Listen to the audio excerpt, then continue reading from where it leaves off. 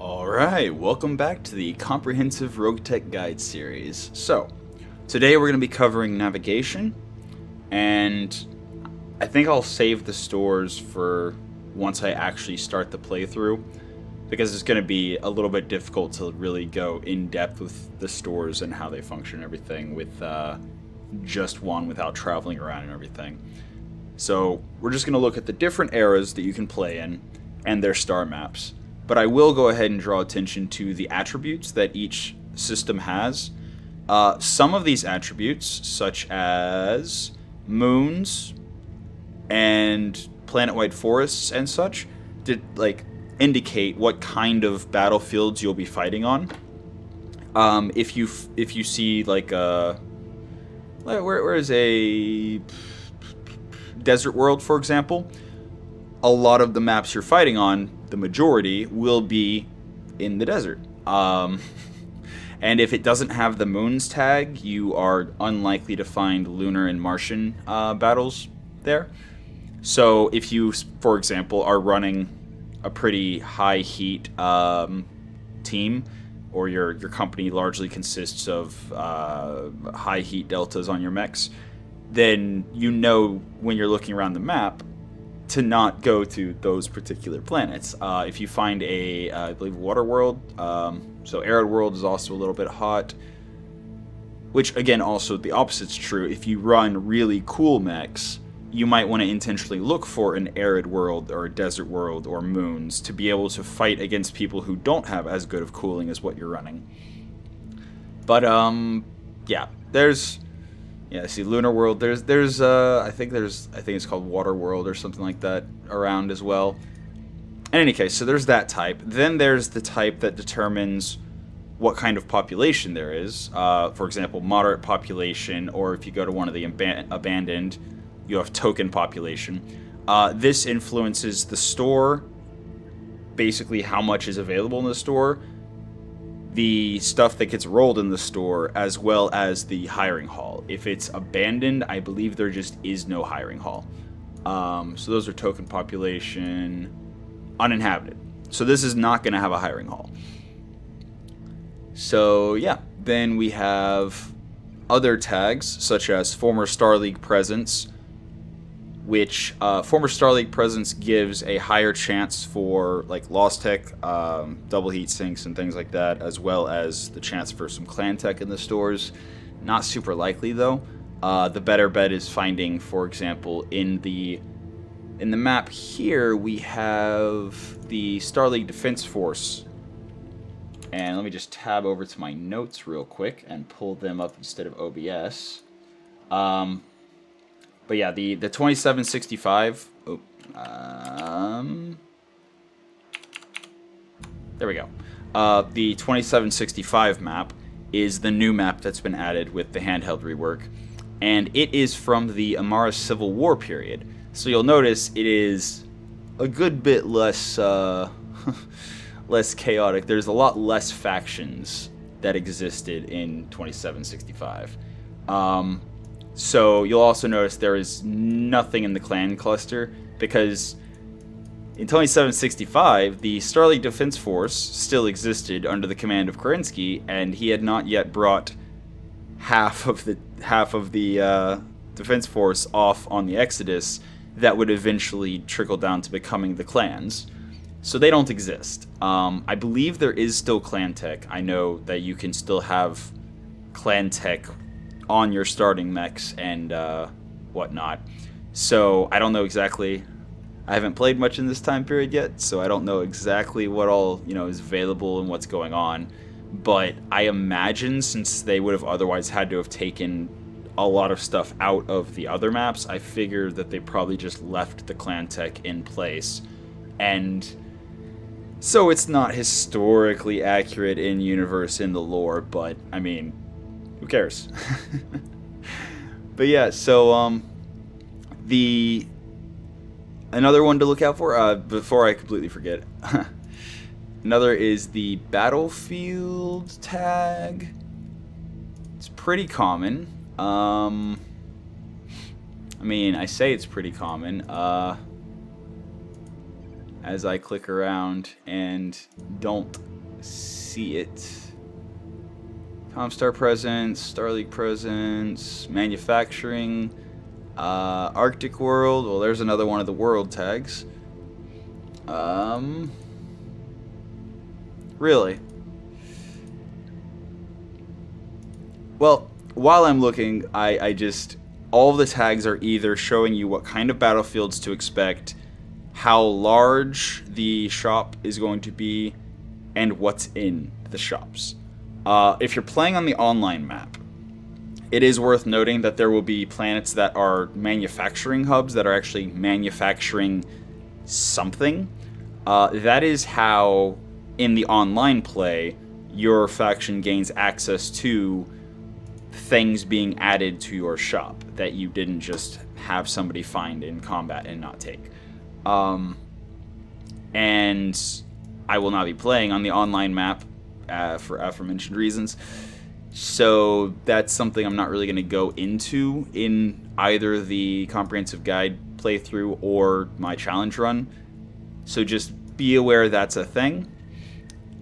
Yeah, I'm not seeing the battlefield tag. But there's a battlefield tag. What that one specifically means, as an example of what I mean by influences the shop, if there's the battlefield tag, there will be additional ammunition bins of various types available in the shop, more so than if it was any other non-battlefield system. And yeah, research. Actually, I don't know if they... So, it used to be that you could only find super heavies on research planets. I don't know if that's still true, but I know it does also impact what's available in the store. So, yeah. That's what all of the attributes do, is just what's in the store, what battlefields can you expect, and if you're playing on the online map, what things that the system produces will actually be over here in the system summary. So if you see, when you're playing, if you see a system summary, whatever, that means that whatever faction controls it is having that added to their faction store. So if you're playing on the online map, but you're not, like if you're not playing Wartech 2C, but you're not actually part of the online war and haven't joined one of the factions, it basically means nothing to you. But yeah, so other than that, that's basically all of the attributes. So now, as far as the 2765, I believe it is, map, we have in the center the Federated Suns are to the right. The Terran hegemony is in the center. The Starleague Defense Force has outposts throughout the entire inner sphere because it is the defense force. It's the group that is defending unified forces from all the different great houses, in part to try to maintain peaceful coexistence between them. So then you have Steiner to the top left. You have the Draconis Combine to the top right. Federated Suns, House Davians to the right. To the bottom is the Capellan Confederation, which is House Liao. I think. Wait, actually. No. Yeah. It's House Liao, that's the Capellan Confederation, and Kurita is the Draconis Combine. And then we have House Merrick with the Free Worlds League. You also have down here the Magistracy of Canopus. We have the Taurian Concordant down here to the bottom right. Random local government planets are the dark red. The occasional little outpost for the Terran hegemony are over there, are around. The Solaris 7 has a few planets, most notably, I believe, here. Yeah, Solaris. The system where Solaris 7 gets its name. And off to the fringes, you only have a couple of the periphery states and deep periphery states. It is a much more tight... Why does Word of Blake have systems on this map?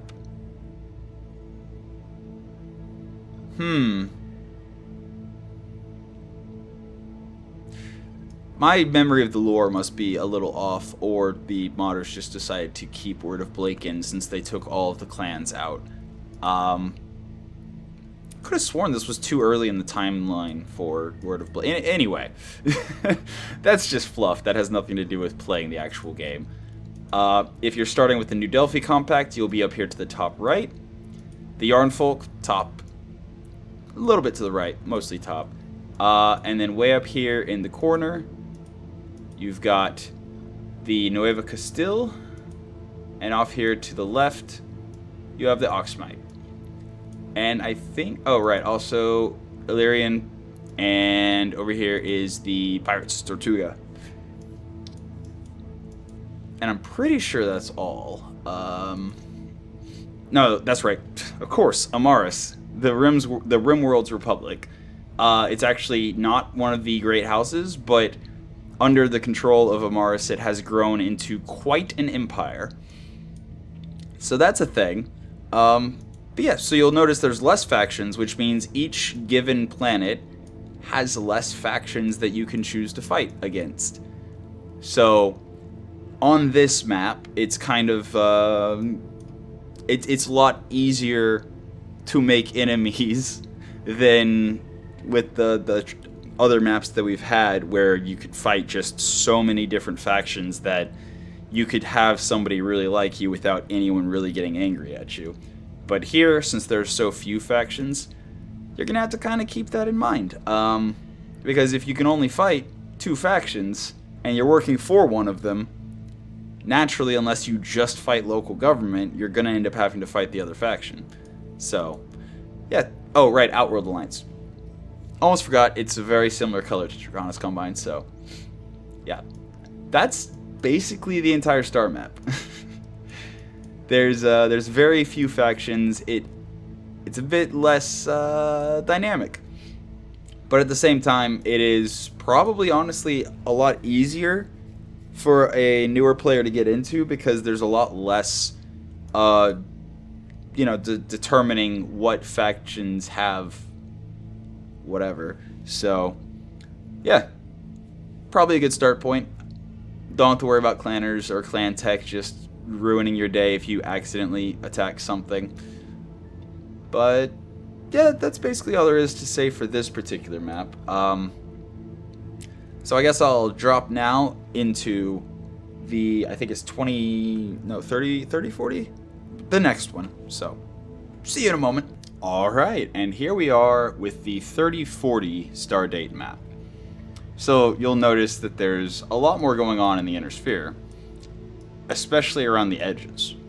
So this is after the Secession War era, where the 1st through 4th Secession Wars were fought, and the Inner Sphere experienced a dark age where a lot of technology was lost and was thus referred to as Lost Tech.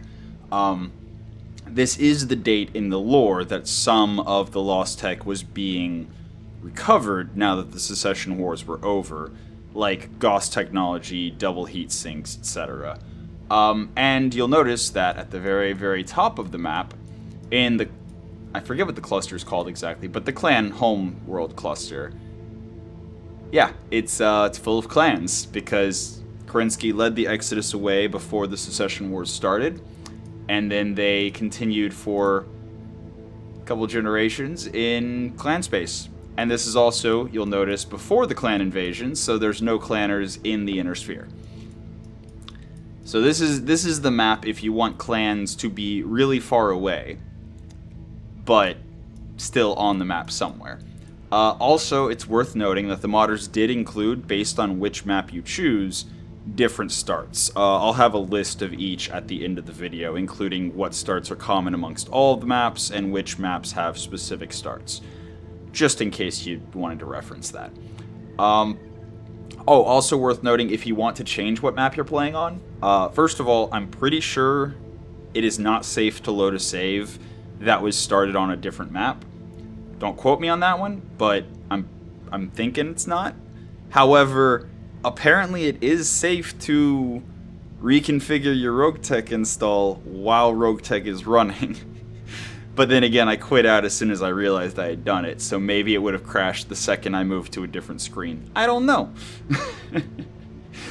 But yeah, the way you change maps or any of the other settings that you have in the Roguetech launcher itself, there's a button on the launcher that says Reconfigure RT.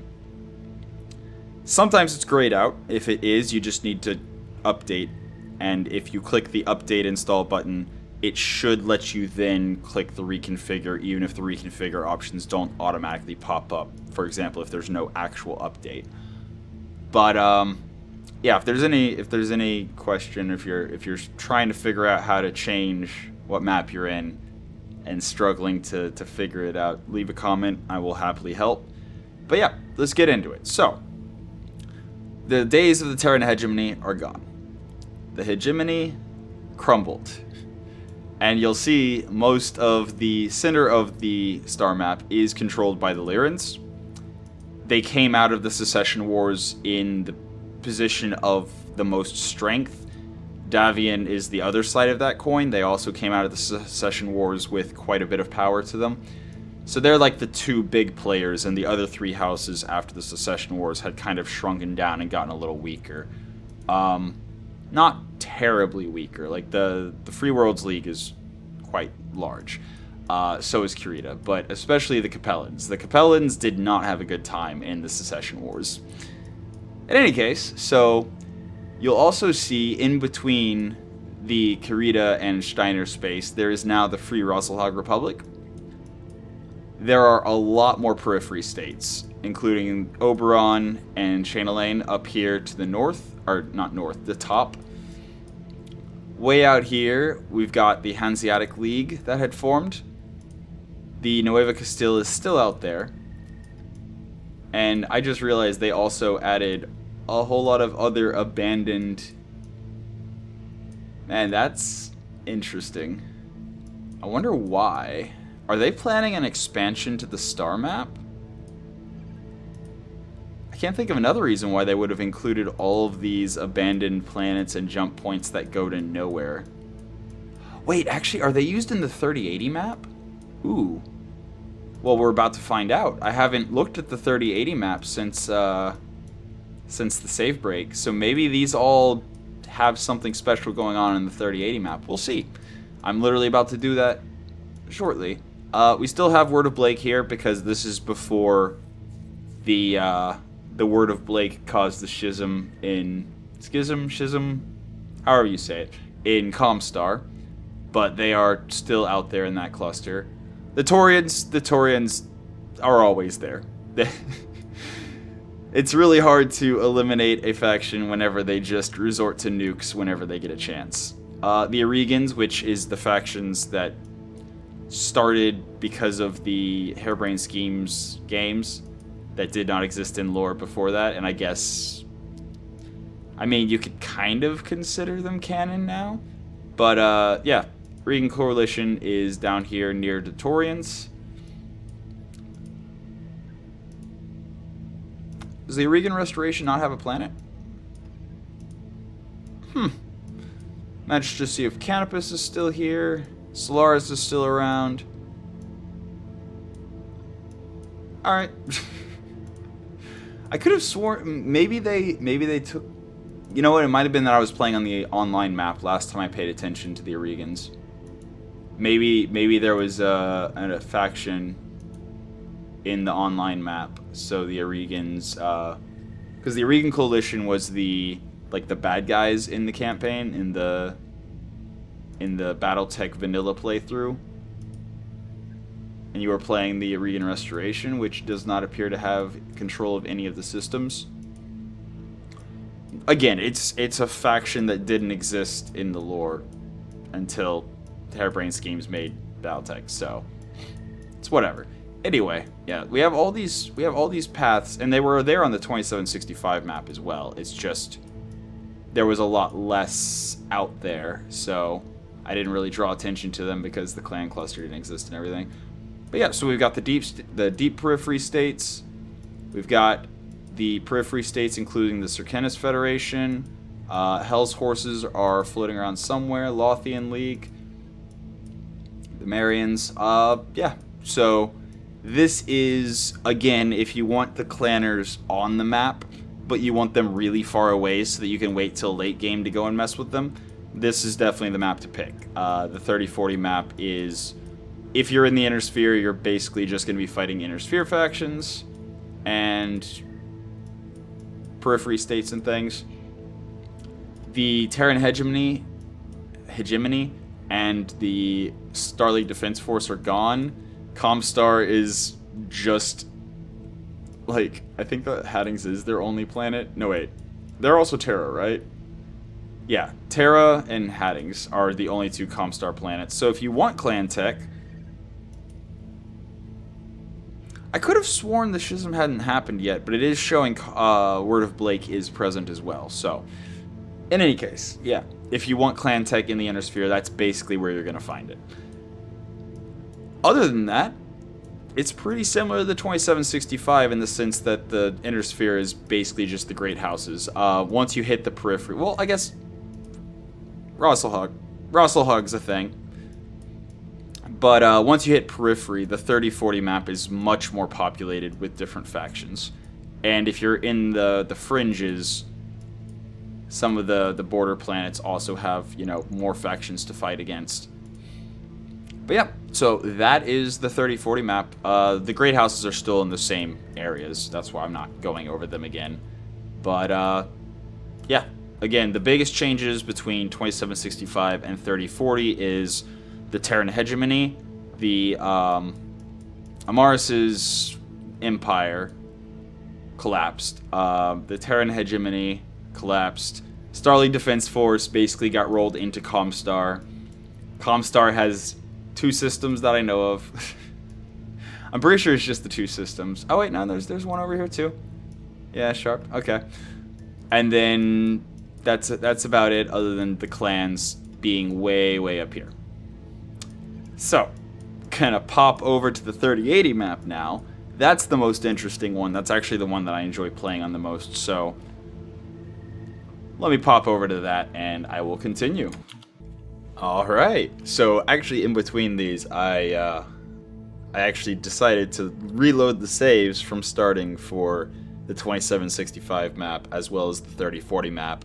And as far as I could tell, there was no issue. I was able to go into navigation, click around, and access the different screens, and it didn't have a problem.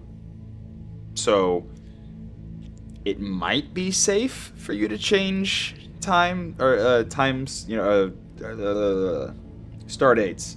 It might be safe for you to change star dates in a save, but I wouldn't count on it just because, you know, sometimes mods be jank. But yeah, so I thought I'd try and just, it doesn't immediately crash or refuse to load or anything, so proceed with caution at your own risk, but at the same time, it seems fine. But yeah, so here is the 3080 post-clan invasion, post-Battle of Tukiad map. So in the center, you'll notice we have the Republic of the Sphere. Yeah, that's a thing. Off to the side, there's some unpossessed, uncontrolled sectors. The Merrick Stewart Commonwealth has replaced just Merrick. The Regulan Fiefs is also left over from what was once Merrick.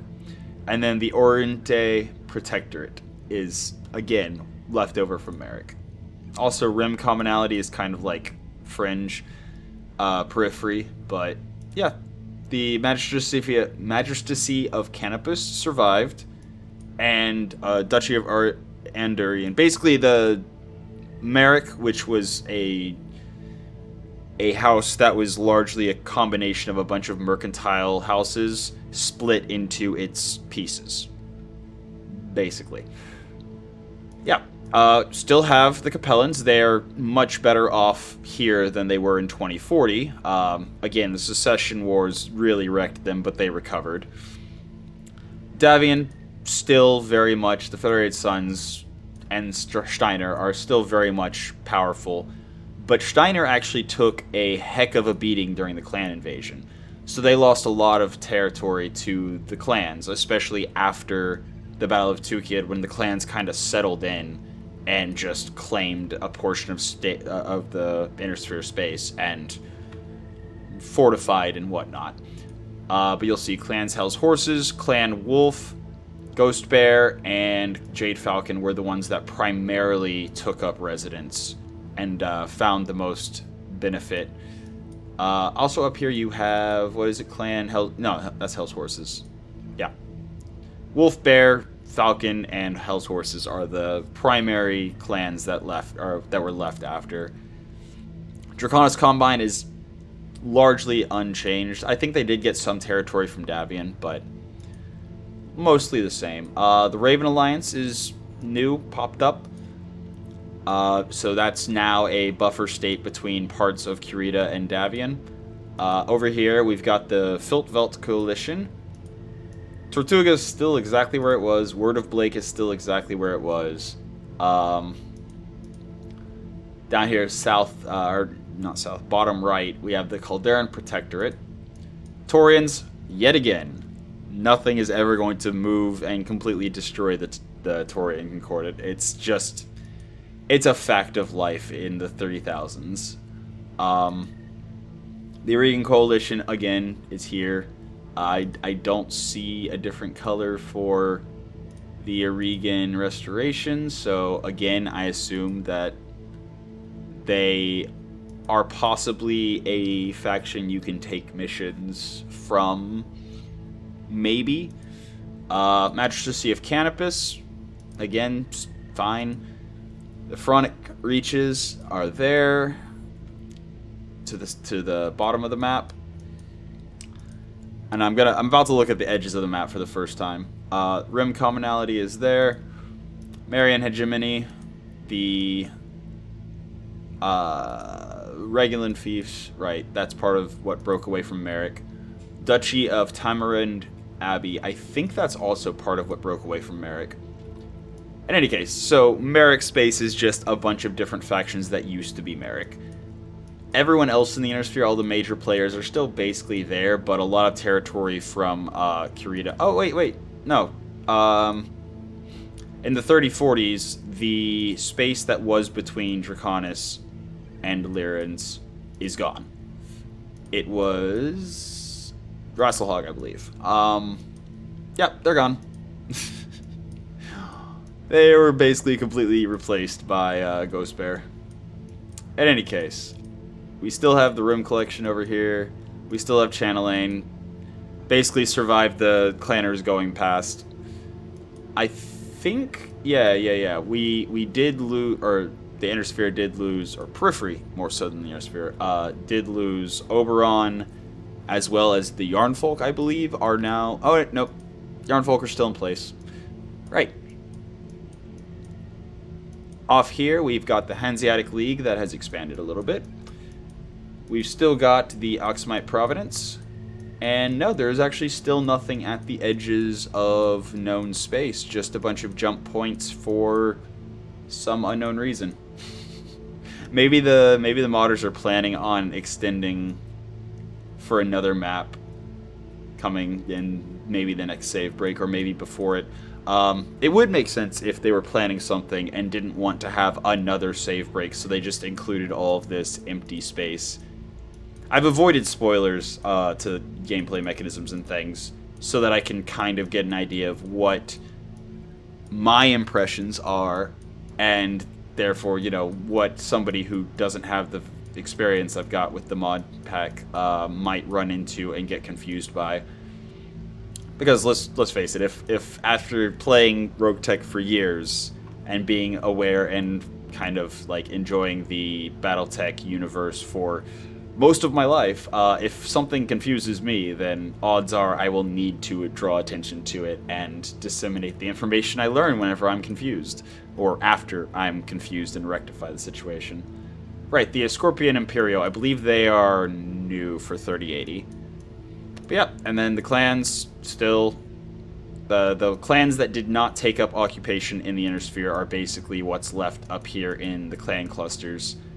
After the Battle of Tukid, the clan invasion ended, and they just kind of went home. But yeah, so that is more or less that. Just general clans. Alright. But yeah. So those are the 3 disparate maps of the Inner Sphere and the star maps that you can play in with Roguetech in its current iteration in 2023. It's actually pretty interesting, in part because, again, there are maps available that either completely shift ownership of large chunks of space or don't even have factions that either exist later or were destroyed, fell apart, whatever before. So, yeah, I once again am thrilled and impressed with everything the modders have done. Starting with tomorrow's episode, I am going to go into the start of I think I'm going to call it Your First Roguetech Playthrough. The Comprehensive Guide series is basically going to continue as a very basic, pretty much all default except the parts for mech salvage, so that I can, well, then again, I might also leave parts for mech salvage as default. Nah, I'll put it to 4. I'll put it to 4 just because that is usually what I play at. Yeah. Anyway, tomorrow's gonna start that, and that's where I will go very in depth through the store, through the mission briefings, and through the hiring hall and setting up the start of a playthrough. But yeah, Challenge Run Mark III will come once I'm confident that I actually, can with the modifications that have been made, because I don't really want to change rules mid-playthrough. I want to establish rules and either succeed or fail based on those rules. So, look forward to the Challenge Run Mark III coming in the next week or 2, maybe 3 at most. And the Comprehensive Guide series, Your First Roguetech Playthrough, will start tomorrow. But, yeah. Future me has now, or is about to, put all the different starts available in each of the different in each of the different maps, and that will about do it. So, until next time, have a good one.